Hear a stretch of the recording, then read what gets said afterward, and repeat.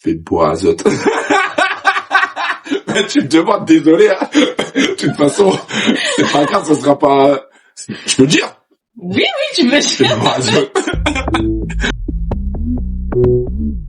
On est sur Créole EOS et c'est DJ Islands pour le Créole Festival qui aura lieu le 9 juin au fort d'Aubervilliers. La famille, on se retrouve là-bas. Si tu connais pas, tu vas connaître. La Réunion, elle est là. Pareil, pas pareil. La Réunion, nous l'est là. Eh bah oui.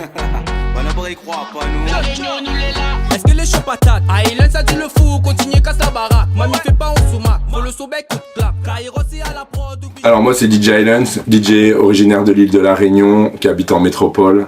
C'est dans la région parisienne.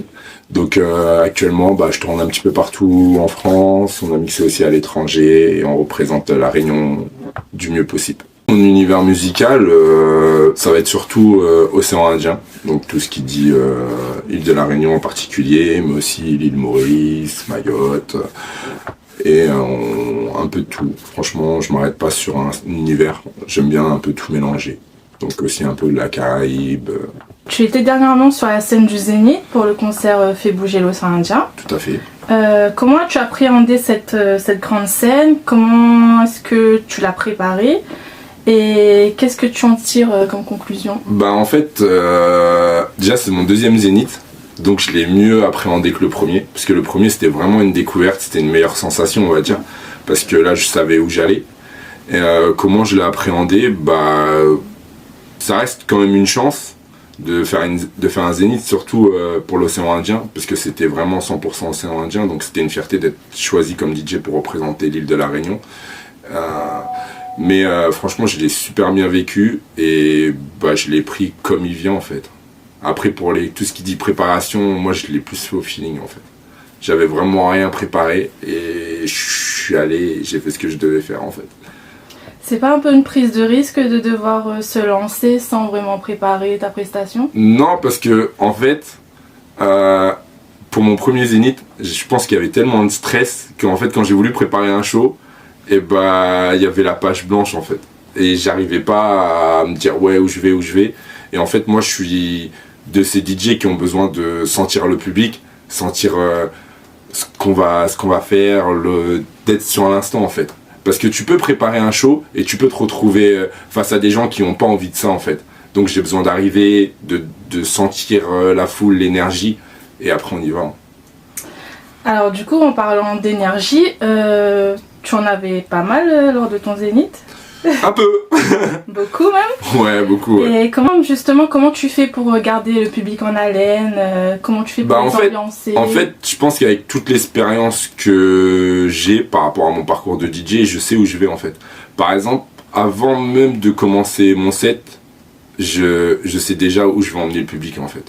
Donc je crée certaines choses, un environnement en fait. Je crée un monde, je les emmène dans mon monde. Et après, une fois qu'ils sont dedans, après on peut faire tout ce qu'on veut en fait. Est-ce que tu peux nous raconter ton meilleur souvenir en tant que DJ? Mon meilleur souvenir? Franchement, je crois que c'est ma première scène. Tu peux nous la raconter? Franchement, j'avais les mains qui tremblaient. C'était à l'île de la Réunion, j'avais les mains qui tremblaient. Le stress. Franchement, c'est incroyable. Et en fait, je pense que c'est les meilleures sensations. Parce que arriver à l'heure d'aujourd'hui, je veux pas dire qu'on est des robots, mais on n'a plus ce stress d'avant. On a l'assurance et tout, etc. Et avant, le fait de pas savoir si ça passe ou ça casse, c'était mieux en fait. Quand tu es en prestation, tu te retrouves à travailler avec d'autres DJ. Oui. Comment ça se passe niveau ambiance entre DJ? Non, écoute, ça se passe bien. Après, c'est un peu comme une famille en vrai, parce qu'on se retrouve souvent et tout. Après, des fois, il y a des hauts débats comme dans chaque famille, mais c'est un super moment de passer avec tout le monde. Et puis, en fait, on est chacun différent, chacun des styles différents, et ça apporte un arc-en-ciel de couleurs et de sonorités à la soirée qui rend les choses plus merveilleuses.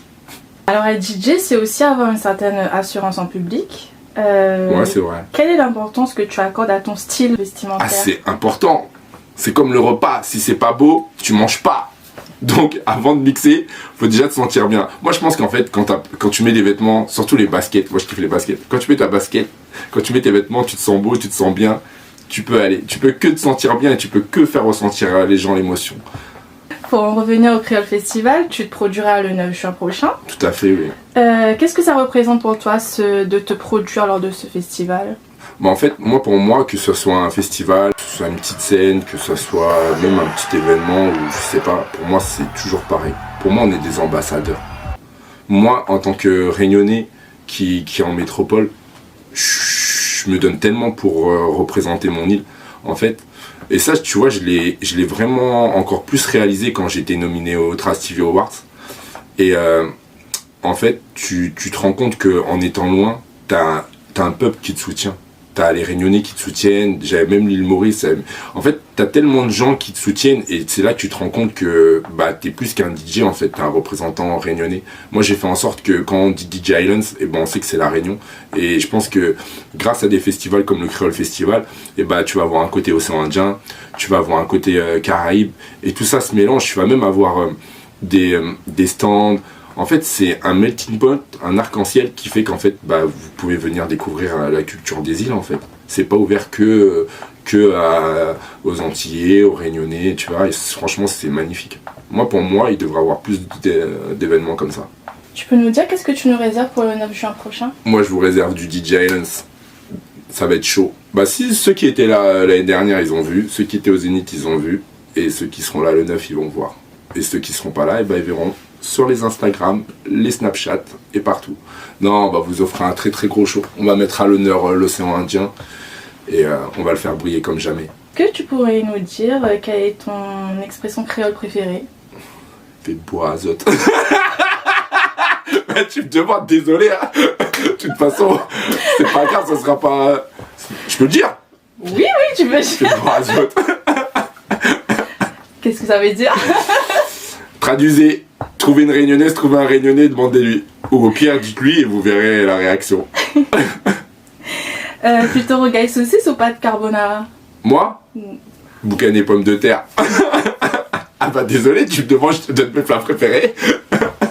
Mais dans ce cas-là, rogaille saucisse. T'es plutôt une personne festive ou casanière? Casanière, fort. Alors moi je suis... En fait, il y a deux personnages, il y a moi... Et il y a DJ Islands. DJ Islands, il va te dire festif et tout, mais dès que je rentre chez moi, tout ça, c'est fini. C'est mon manager qui prend le rôle de DJ Islands après. Moi, je dors. Mais du coup, c'est plutôt ironique pour un DJ d'être casanier, non? Bah non, en fait, je pense que, tu vois, c'est une très bonne question parce que je pense qu'en fait, les gens, ils réalisent pas, tu vois. Tu peux faire des scènes devant 6000 personnes, faire une soirée et tout, mais en fait, on est souvent seul. Je suis là avec mon manager, on est dans les trains, t'es dans les avions, et en fait tu passes d'un contraste fou à un contraste calme. Et en fait je pense que moi j'ai besoin de me couper de ce monde en fait. J'ai besoin de faire la part des choses entre ma vie personnelle et la vie que j'offre aux gens. Parce qu'en fait, en tant que DJ, mine de rien, t'offres beaucoup de ta personne aux gens en fait. Donc... mais je pense que vous réalisez pas qu'il y a beaucoup d'artistes et de DJ, je pense qu'ils se sentent très seuls. Et ça, je pense que c'est un vrai problème en vrai. Mais c'est festif, hein. Plutôt Maloya ou Chata? Ah, je suis plutôt Maloya fort. C'est pour ça que je joue toujours l'indigo. Ha, African Mada, fort. Ce qui est bien en fait, c'est que j'ai la chance d'être appelé dans des événements aussi entiers et donc d'emmener ce côté réunionnais et tout. Et ça fait plaisir parce que des fois, tu vois, on a des danses traditionnelles et tu les vois, au lieu de faire du chata, danser du sega ou faire du salek, tu sais, la danse où tout le monde se tient par les épaules. Et c'est bien. Et je pense, comme je t'ai dit, on est vraiment des ambassadeurs et c'est à nous d'apporter cette culture aux autres, tu vois. De pas s'enfermer dans tout ce que vous voyez sur Internet ou quoi que ce soit. Donc en fait, ouais, carrément. Ben, on arrive à la fin de l'interview. Je te remercie beaucoup. De rien, merci à vous. Et on se donne rendez-vous le 9 juin prochain au Promis. festival. Je serai là.